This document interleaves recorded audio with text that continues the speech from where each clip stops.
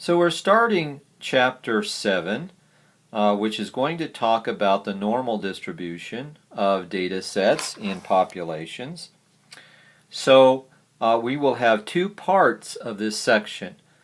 In part 1, we're going to introduce the topic, the standard normal curve, and then for part 2, we're going to actually work some problems using the standard normal curve.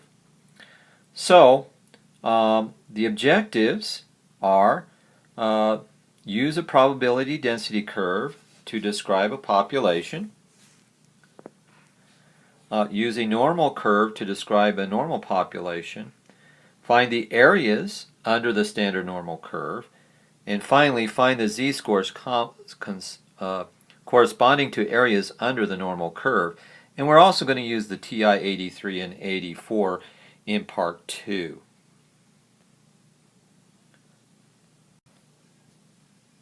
So, objective 1, we're going to use the probability density curve to describe a population. So the following figure presents a relative frequency histogram for the particulate emissions of a sample of 65 vehicles. We saw this problem in chapter 3, and we got this particular histogram. If we had all of the information of the entire population containing millions of vehicles, we could make these rectangles between points extremely narrow. The histogram would then look like a smooth curve where x is my particulates of the emission and my y value, of course, is my relative frequency. We call this curve a probability density curve, and it tells us the proportion of population that falls within a given interval.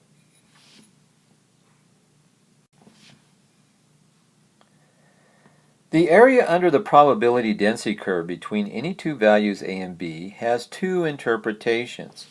One, it represents the proportion of the population whose values are between a and b, and two, it represents the probability that a random variable selected from the population will be between a and b. So in this case, for our variable x, the area is equal to the proportion of the population with values between 3 and 4, right? And we can represent this in the following way. The probability that 3 is less than x, which is less than 4.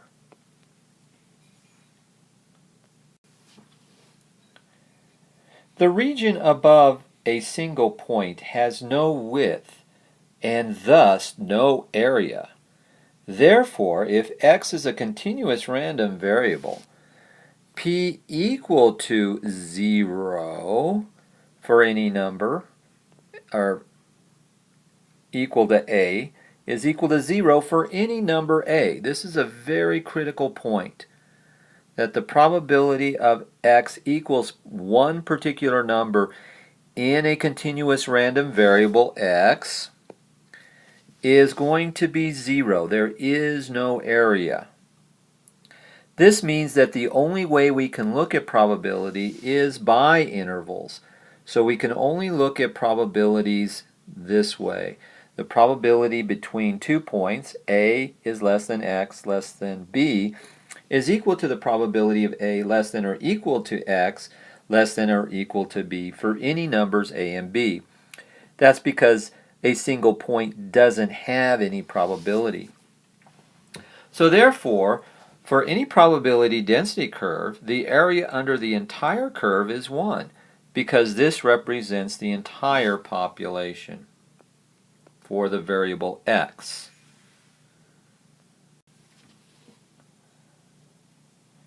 Use a normal curve to describe a normal population.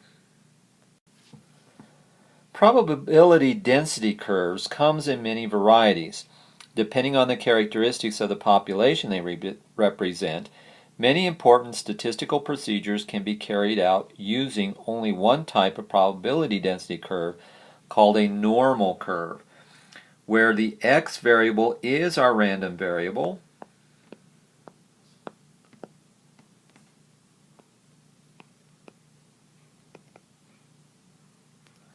and the y variable is our frequency.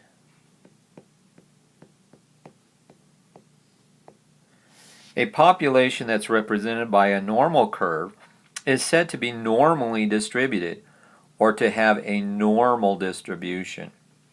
This is also called a continuous random variable because x is continuous on the x number line.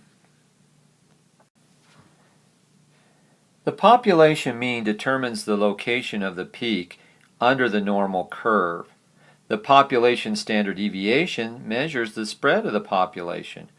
Therefore, as the normal curve is wide and flat when the population standard deviation is large, you can see that in the case here, versus the case where the standard deviation is narrow, then we have a population standard deviation that is small, something similar to that. Notice also that the mean and median are at the same location, and they're both equal to the mode. So in both of these cases, this particular distribution is at 0, so is the mean, so is the median, and the mode. In this case, the standard deviation is 1, is still the same, but it's moved up. If the mean moves up to 5, so is the median, and so is the mode. We want to recall the empirical rule, which states that 95% of our data under the normal curve is within 2 standard deviations of the mean, either way, right? And so finally, when we get to something called the standard normal distribution, we will see that it follows the empirical rule very, very well. In fact, 99.7% of the data is between 3 standard deviations of the mean on either side.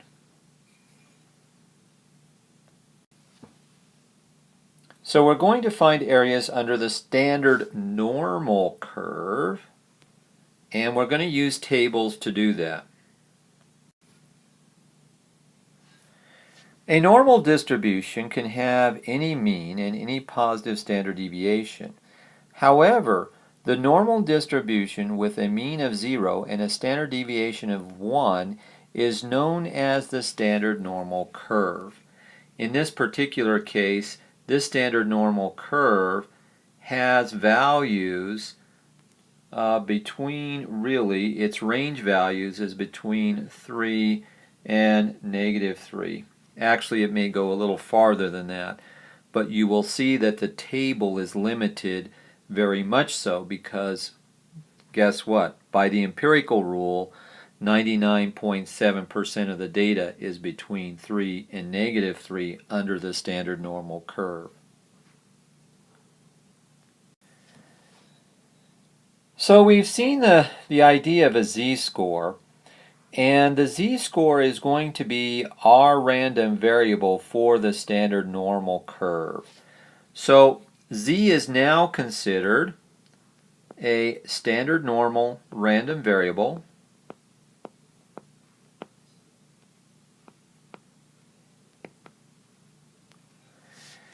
and we will find areas under this standard normal curve.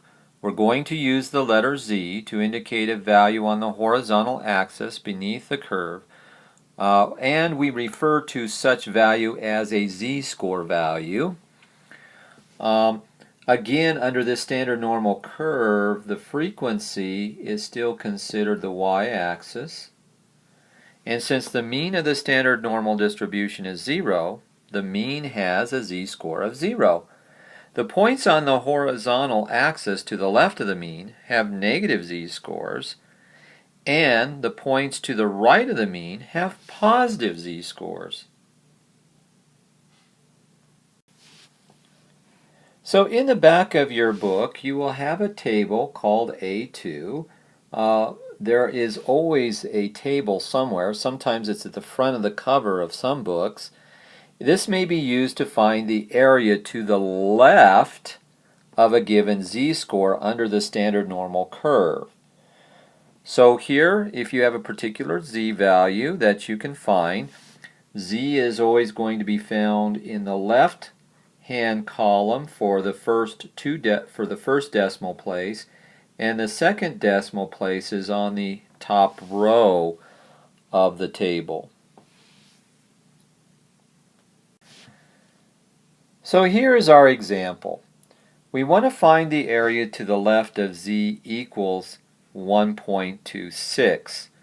So we sketch a normal curve, label the point z equals 1.26, and shade the area to the left of it.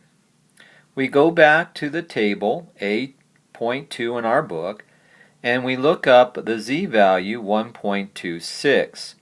First, we find the row containing 1.2 on the left-hand side, and we go across this row until we get the intersection of the row where 0.06 is. Now we have 1.26, and now we can read the intersection of the row and the column at 0.8962. This now is the area to the left of the z-value 1.26. Sometimes we want to find the area to the right of a z-value. In this case, we're going to try to find the area to the right of z equals negative 0.58. So again, we sketch the normal curve, label the point z equals negative 0.58, and shade the area to the right of it. We go back and consult the table. We look up the z-value, negative 0.5, on the very left-hand side of the table where it says z, and then we go across the top until we see 0.08. Now the intersection of the row and the column gives us the area that is to the left of 0.58. But we want the area to the right of 0.58. So, guess what we're going to do? We have to take 1 minus the area to the left to get to the area to the right. So we're going to do that in the next slide. And here it is. Because the total area under the curve is 1, and table A2 gives the area to the left of z, we subtract 1 from the area. So, here we do. It's 1 minus 0.2810, and we get the area to the right, which is 0.7190. Again, our interpretation of area is going to be ultimately probability. So when we look at doing probability, we're going to be changing variables from x to z. Well, one question is, well, how do we find areas between two z-scores? And again, here we have an example. We want to find the area between negative 1.45 and 0.42. Again, we sketch the curve and we label the points in the diagram. We go to table A2, or some table that has the standard normal, to find the area to the left of 1.45 and to the left of 0.42. So we find those areas. We find to the left of negative 1.45 is this, and the area to the left of 0.42 is this. I think it's vice versa, actually, to be honest with you. There's a mistake here. I think these areas are interchanged. And so we subtract the smaller area from the larger area to find the area between the two z-scores. So indeed, we were wrong in the previous problem.